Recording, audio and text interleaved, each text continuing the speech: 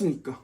요즘 교권이 무너진다는 이야기가 많이 나오더라고요. 사실 제가 학원 선생이잖아요. 학원은 그렇게 큰 문제는 없어요. 왜냐하면 그렇게 큰 문제가 되는 학생은요, 사실 학원을 잘 안 다니고요. 온다고 해도 자르면 돼요. 전체적인 학생들에게 문제가 될 수 있기 때문에 학생 한 명이 좀 많이 이상하다 싶으면 자르는 게 맞아요. 그럼 간단한 예로 금 쪽이 잠깐 보여드릴게요. 야! 나와. 쳤어? 그래서 나와. 네가 나와. 조광생이 안 들어가. 어? 야! 교원생님. 이강조? 안갈 거야. 어머. 저런 학생이 학원에 있다고 생각을 해보세요. 아마 모든 학생들 다 그만둘걸요. 그래서 학원 같은 경우에는 저 정도의 학생은 그냥 잘라버리는 게 나아요. 놔두다가 학원 망할 수 있거든요. 최소한 학원은 해결책이 있어요. 그리고 저 정도 학생의 문제점은요, 솔직하게 말씀드리면 부모님 잘못이에요. 냉정하게 말씀드려서요. 영상에서도 보시면 아시겠지만 아이가 엄마를 때리고 거기다가 부모 앞에서 입에 담지도 못할 욕을 하고 있단 말이에요. 저거를 그냥 보면서 참고 넘어가는 것 자체가 문제예요. 예전에 길을 지나가는데 어떤 20대처럼 보이는 남자가 음주 단속에 걸렸어요. 근데 경찰관한테 소리 지르고 따지더라고요. 본인이 술을 먹고서 운전할 권리가 있는 게 아니네요. 왜 본인의 권리를 무시하냐고 큰 소리 치는 걸 본 적이 있거든요. 순간 저 사람 미쳤나 생각을 했어요. 또 제가 가르쳤을 때 가장 이상했던 학생은요, 자고 있어서 깨웠는데 저한테 나이 먹었으면 나이값 좀 하세요, 이렇게 이야기하는 학생이 있었거든요. 그래서 애한테 쌍욕하고요, 집에다 전화했거든요. 어머니한테 전화를 해서 학생이 이렇게 이야기한다고 고지를 시켰어요. 그러니까 어머니가 죄송하다 하시면서 먹을 걸 사다 주시더라고요. 근데 그렇게 먹을 걸 사다 주는 게 좀 싫은 상황이긴 했는데요. 애가 상태가 좀 많이 이상하고 주위의 애들도 걔를 다 싫어하니까 이걸 잘라야 하나 고민을 했거든요. 사실 쉽게 저런 학생이 있으면 자른다 이렇게 이야기를 했지만 학원에서도 학생을 자르는 건 매우 고민스러운 일이에요. 그러다 보니 고민을 많이 했거든요.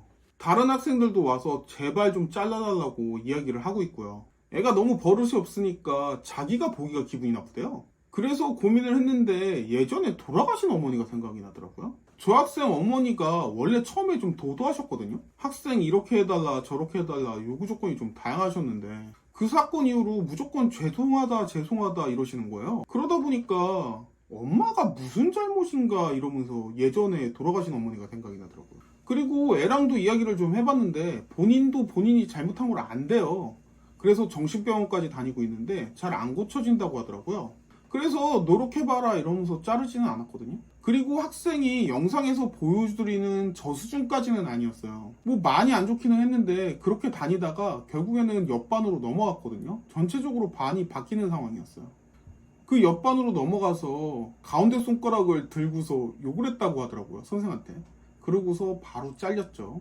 그 선생님이 오셔서 그런 애를 어떻게 두고 봤냐고 대단하다고 하시더라고요. 근데 이게 생각해보면 예전에는 저런 학생 한 명도 없었어요. 저 어릴 때는 정말 선생한테 욕을 한다거나 소리를 지르는 건 상상할 수도 없었어요. 아무리 날라리라도 그런 애는 없었거든요. 아마 그랬으면 끌려가서 죽도록 맞고 또 맞고 또 맞고 강제 전학당하고 막 이랬을 거거든요.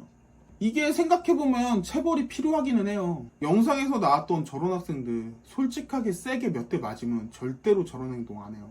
저도 어렸을 때 누나한테인가? 잘 생각이 안 나는데 손찌검을 한 적이 있었다고 하더라고요. 그래서 어머니가 정말 엄청 때리셨대요. 그 이후에 절대 누나한테 대들지 않았다고 하더라고요. 아이들이 어리기 때문에 이게 잘못한 건지 저게 잘못한 건지 잘 모르거든요.